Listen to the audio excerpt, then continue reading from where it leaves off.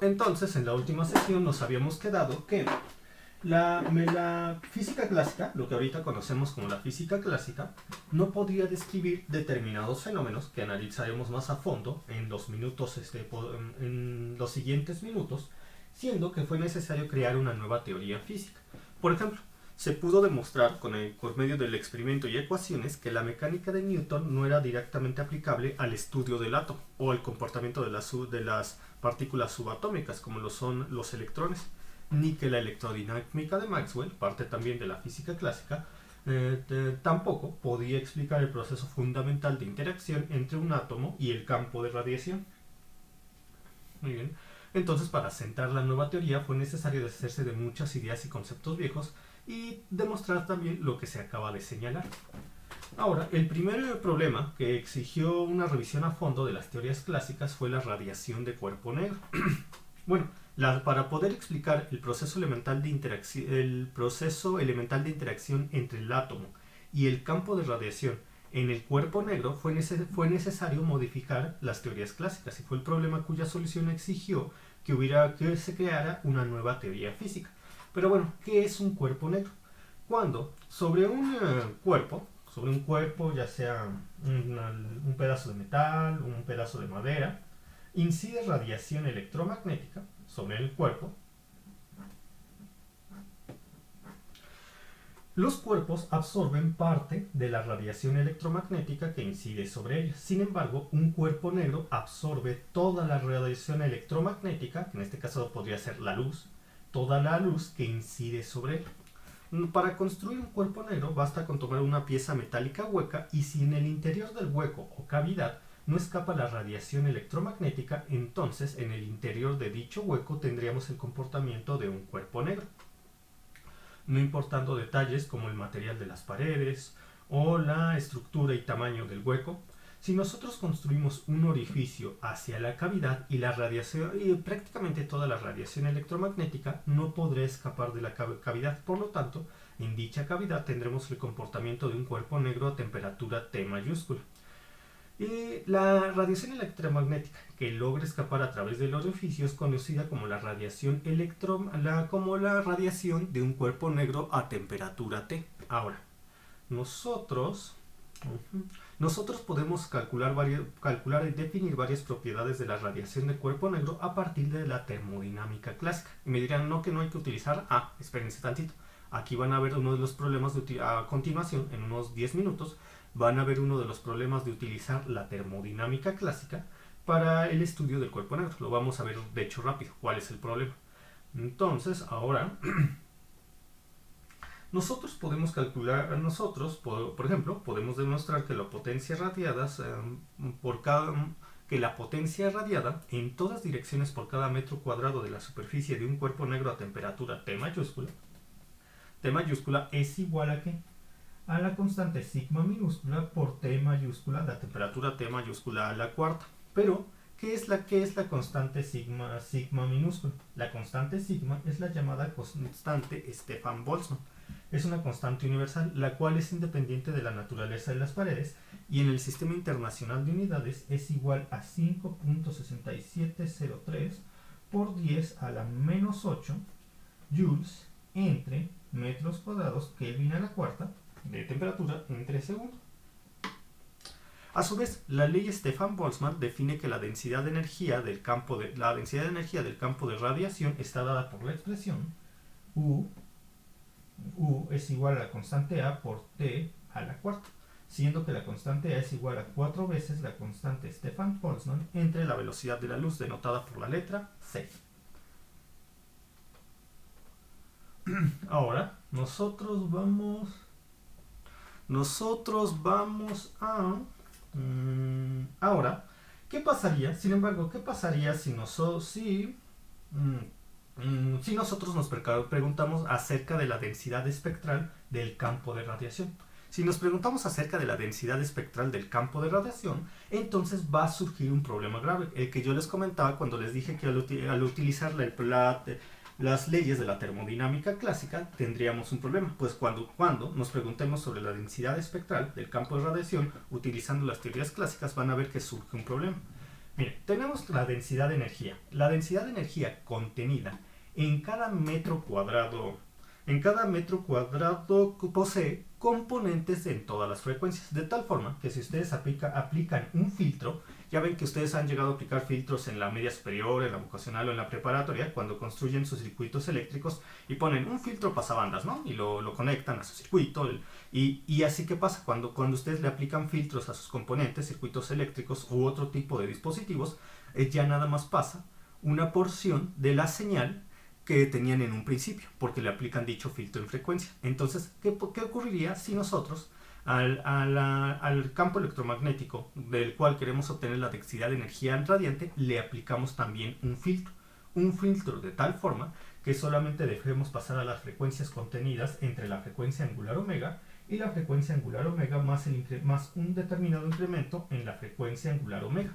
Aquí quiero hacer una pequeña aclaración para que ustedes no se confundan. La letra griega omega mayúscula es esta. La letra griega omega minúscula es esta. Ustedes van a soler utilizar la letra griega omega mayúscula para calcular impedancias o resistencias, mientras que la letra griega omega minúscula se suele utilizar para denotar la magnitud de las frecuencias angulares o velocidades angulares. Y esto es muy, muy común en varios profesores y en varios libros.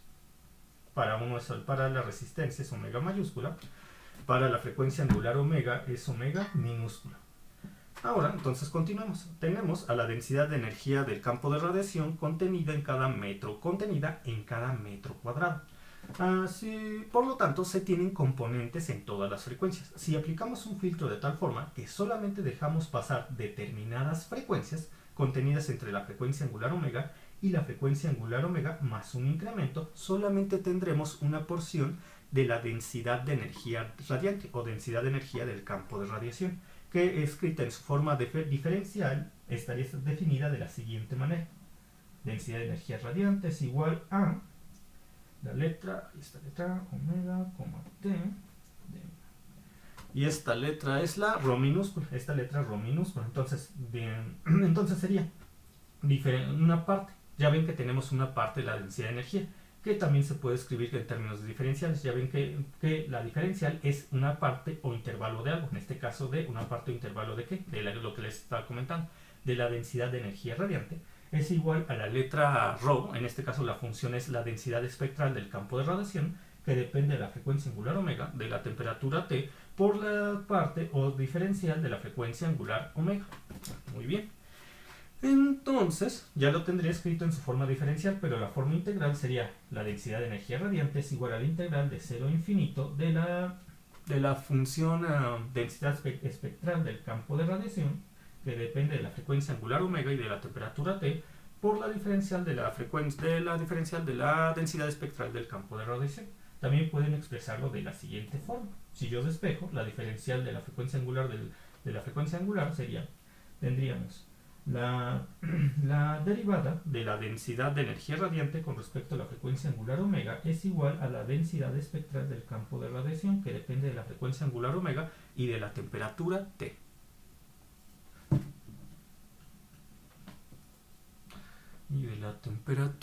Muy bien. Ahora voy a otra hoja.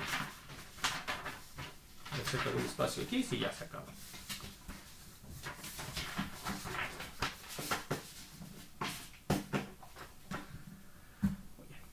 Entonces, ya hemos definido en términos de una derivada a la densidad espectral del campo de radiación. La densidad espectral del campo de radiación, la cual depende de la frecuencia angular omega y de la temperatura T mayúscula, pero es independiente de la naturaleza de las paredes. Esta situación fue aprovechada por Planck para proponer modelar a las componentes como un conjunto de osciladores en interacción solamente con la radiación. Este modelo simplifica mucho los cálculos y hace que la energía media de tales osciladores sea directamente proporcional a la densidad espectral del campo de radiación a la correspondiente frecuencia. Entonces tendríamos la siguiente definición, dada por medio de la simplificación de Planck a través del concepto que está utilizando de modelar a los componentes como un conjunto de osciladores en interacción solo con la radiación. Sería la energía media de cada oscilador, y sería igual a pi al cuadrado, velocidad de la luz al cubo, quizá al cubo, entre la frecuencia angular omega al cuadrado por la densidad espectral del campo de radiación. La letra roja a veces me queda como una P, pero bueno. Y ahora, ¿pero qué dice la termodinámica clásica? A través del teorema de la equipartición de la energía de la termodinámica clásica, este define que la energía media de todos los osciladores es la misma, no importando la frecuencia, y además esta es igual a... Las rayitas de energía media, nosotros durante este semestre solemos denotar a los valores medios con la rayita de aquí. Y es importante que haga esta aclaración porque mire, cuando ustedes han manejado esta rayita de aquí arriba sobre la literal, por ejemplo, en variable compleja significa el complejo conjugado, pero no, nosotros utilizamos esta raya sobre la literal para denotar a un valor medio, mientras que nosotros con este señalamiento estamos definiendo qué es el complejo conjugado, con este asterisco. Ahí tengan cuidado con esta diferencia, porque la mayoría de los libros toman en cuenta el asterisco para el complejo conjugado. Entonces, como les decía, de acuerdo al teorema de la equipartición de la energía de la termodinámica clásica, el valor medio de todos los osciladores es el mismo y es independiente de la frecuencia, de acuerdo a la teoría clásica, lo debo remarcar, y es igual a la constante de Boltzmann, K minúscula. Tengan cuidado también con esta K, luego se confunde con la de cada 2 Kelvin, porque una es K minúscula y otra es K mayúscula, que a veces no se diferencian tanto, pero tengan cuidado en cómo manejarla. Entonces la constante de Boltzmann por la temperatura T mayúscula, siendo que en el sistema internacional de unidades la constante K minúscula, la constante de Boltzmann, es igual a 1.3806 por 10 a la menos 23 joules entre Kelvin. Ya ven, tenemos K en la misma expresión, pero una es minúscula de la constante de Boltzmann y la otra es mayúscula de los grados Kelvin. Muy bien. Entonces, ¿qué pasa si yo sustituyo esta en esta posición? Tendría la constante de Boltzmann por T es igual a...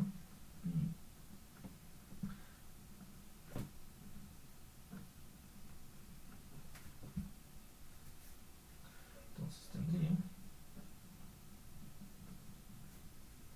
Entonces acá...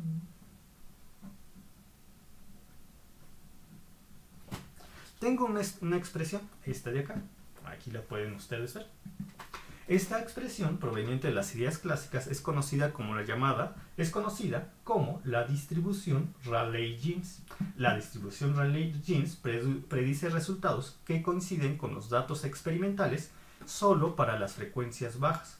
Por ejemplo, esta gráfica que ustedes van a ver a continuación tiene la densidad espectral del campo de radiación solamente en términos de la frecuencia angular omega.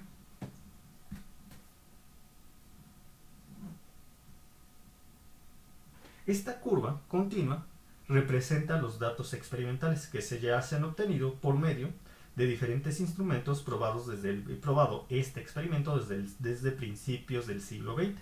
Cuando ya han llevado a cabo dicho experimento, han obtenido los datos experimentales que ustedes pueden visualizar en la curva continua. Sin embargo, esta expresión proveniente de las teorías clásicas predice esta curva. Esta curva puntea. Como ustedes se podrán dar cuenta, los datos teóricos que se obtienen por medio de la distribución Rayleigh-Jeans coinciden con los datos experimentales, pero solo para frecuencias bajas. Cuando la frecuencia empieza a ser más alta, los datos experimentales ya no coinciden con los datos teóricos. Y eso obviamente es algo grave. Se supone que ustedes deben confirmar lo que llevan a cabo en la teoría con lo que se reproduce en el experimento.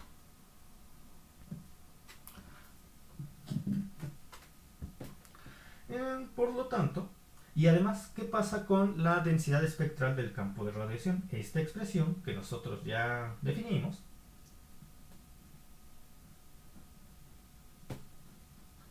obtiene valores de energía infinitos a medida que nos acercamos a una frecuencia infinita, lo cual obviamente es absurdo, completamente ilógico, y vuelve a no coincidir con el experimento, porque en el experimento predice valores finitos, como debería ser, no valores infinitos como dice la teoría. Esto es algo absurdo, algo tonto, algo que si ustedes obtienen en la teoría, no es necesario que lleven al experimento para comprobar que está mal. Obviamente una onda de luz no va a tener energía infinita. Y además, todo esto contradice la ley Stefan-Boltzmann. Bueno, este problema, el cual fue llamado por Ehrenfest, otro físico, como la catástrofe ultravioleta. ¿Y por qué catástrofe? Bueno, el simple hecho de que estos resultados no coinciden con el experimento ya es una catástrofe. ¿Y por qué la llamo catástrofe ultravioleta? Lo que pasa es que ustedes podrán ver coincidir los resultados teóricos con los resultados experimentales para el espectro de luz visible. Llegan a coincidir algunos datos, pero a medida que aumentamos la frecuencia y nos acercamos a la luz ultravioleta, una luz de mayor frecuencia, los resultados empiezan entre la teoría y el experimento, por medio de las teorías clásicas, empiezan a ser diferentes. Por eso es que Ehrenfest lo llamó la catástrofe ultravioleta.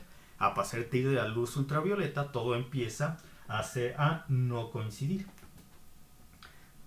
Esta catástrofe ultravioleta es el problema que describíamos hace algunos momentos cuando nosotros tratábamos de definir la densidad espectral del campo de radiación por medio de las teorías clásicas.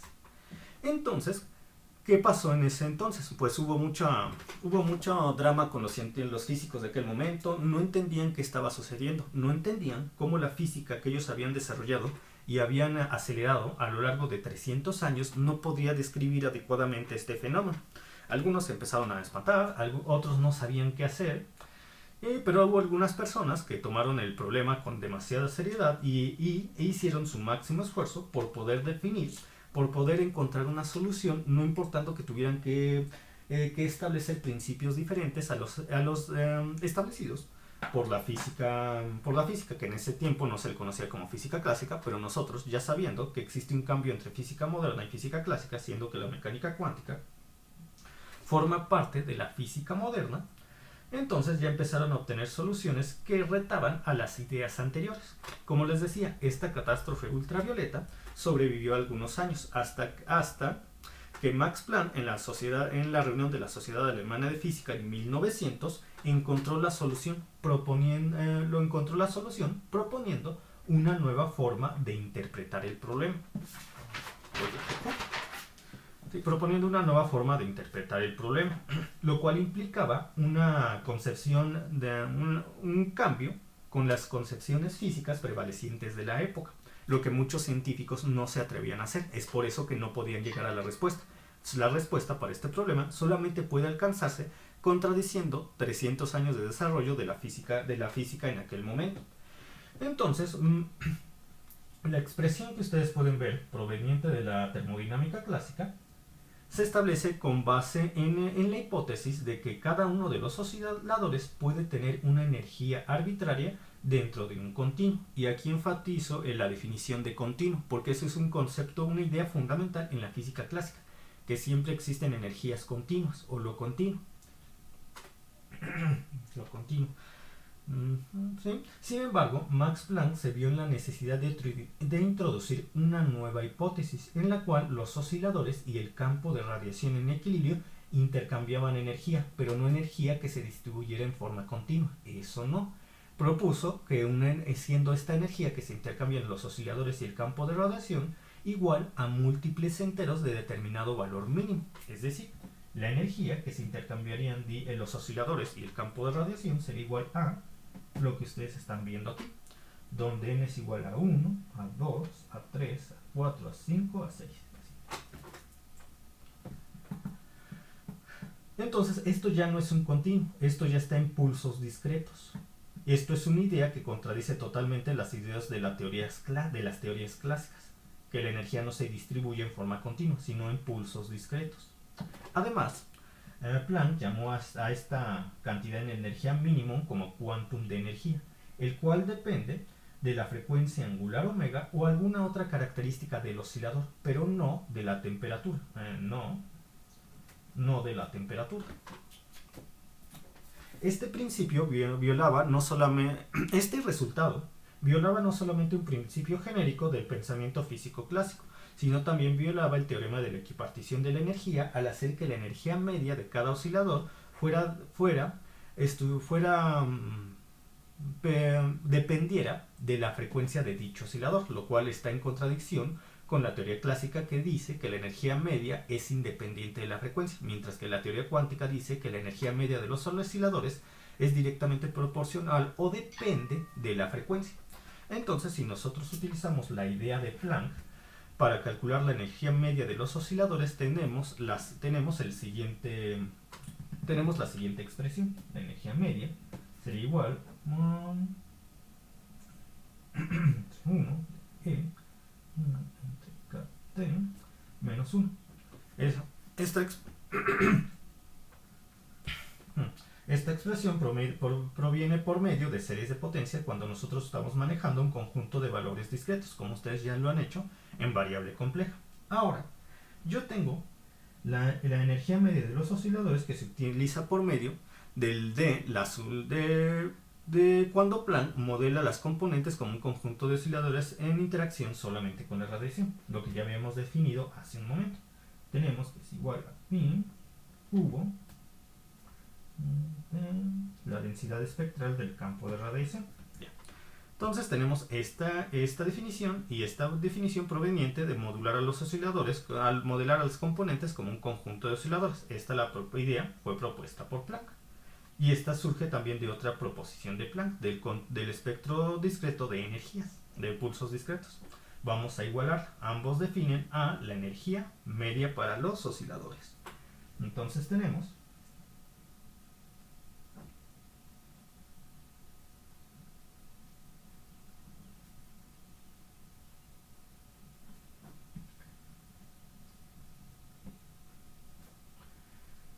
está bien, está aquí.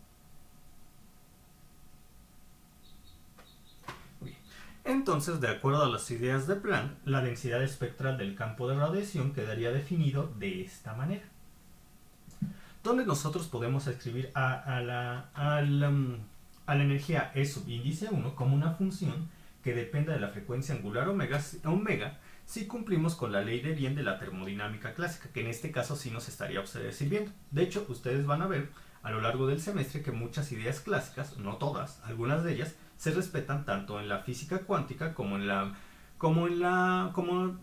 la física clásica de la cual provienen.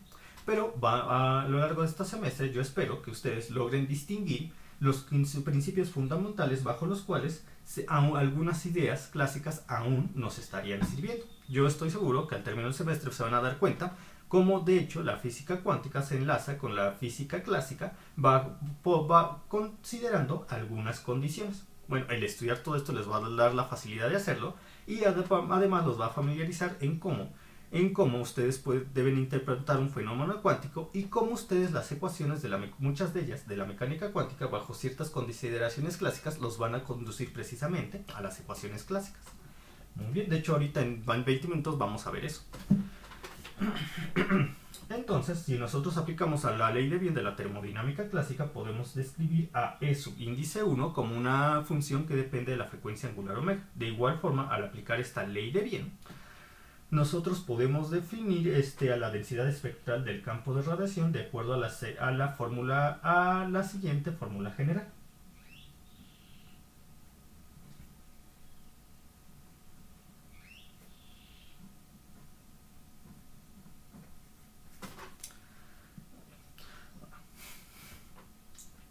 Donde la función f es una función universal que no puede ser definida bajo argumentos clásicos.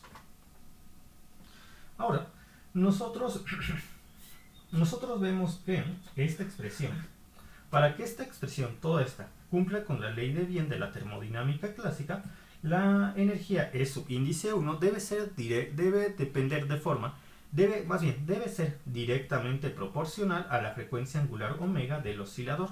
Es por ello que Max Planck definió a la energía E de la siguiente manera.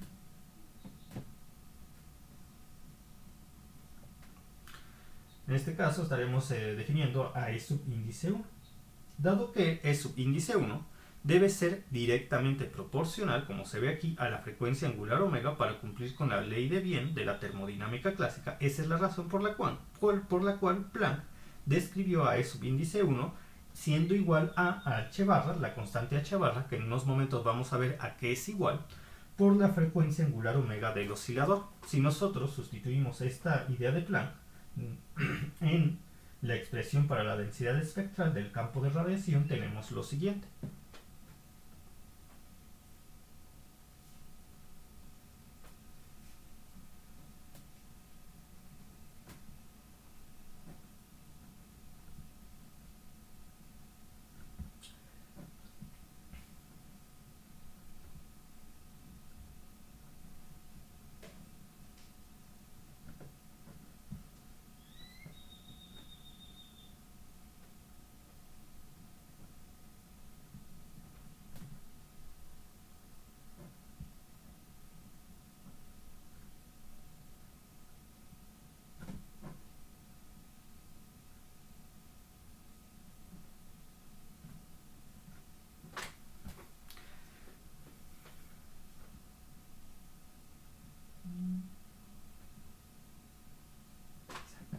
Esta expresión. Muy bien. Aquí está, esta de aquí. Y si nosotros sustituimos esta expresión, que yo la voy a llamar la expresión A, en la fórmula general que les había comentado, vamos a tener lo siguiente. Continúo en la parte de atrás.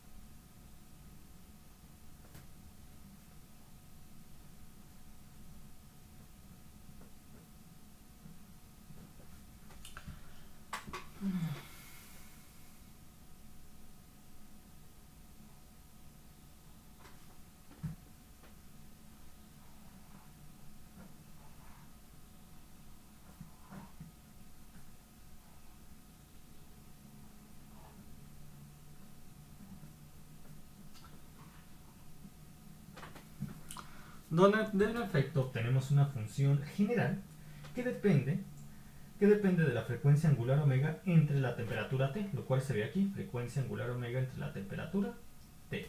Ahora, voy a volver a... Ahora, si yo retomo mi expresión A, que es la de aquí, y la sustituyo en la expresión para la densidad de energía radiante obtenida por medio de la forma integral, dado que dentro del integral se encuentra precisamente la densidad espectral del campo de radiación, tendría lo siguiente.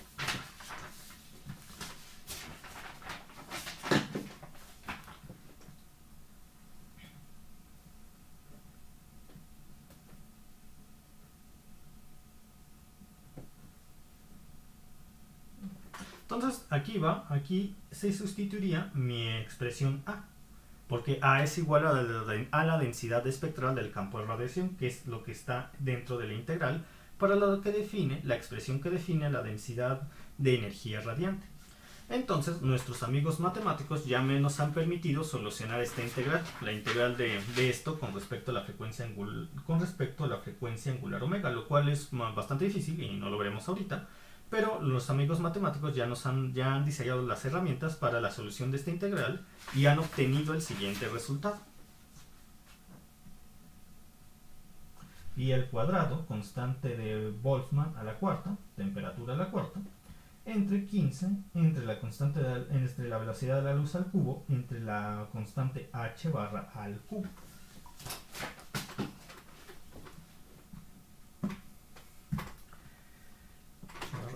cubo, déjenme ver. Voy por mi reloj porque luego me paso de la hora. Vamos bien. Muy bien, ahora nosotros recordemos que la ley Stefan-Boltzmann nos da otra definición para la densidad de energía radiante. La sesión de Zoom dice que esta clase ya va a terminar, entonces explico otros 2 minutos, cierro esta sesión y vuelvo a conectarme en 5 minutos para continuar la clase. Ahorita voy a explicar otros 2 minutos. Entonces, como les estaba comentando, la ley Stefan-Boltzmann me da otra definición para la densidad de energía radiante, la cual es igual a U, la que ya vimos hace ratito, por la constante A por la temperatura T mayúscula a la cuarta, donde nosotros sabemos que la constante A es igual a 4 por la constante Stefan-Boltzmann entre la velocidad de la luz, siendo que la constante Stefan-Boltzmann es igual a 5.6703 por 10 a la menos 8 por unidades joules entre metro cuadrado entre Kelvin a la cuarta entre segundo. Muy bien, entonces hasta aquí le voy a dejar y ahorita me desconecto y me vuelvo a conectar en 5 minutos para continuar la clase.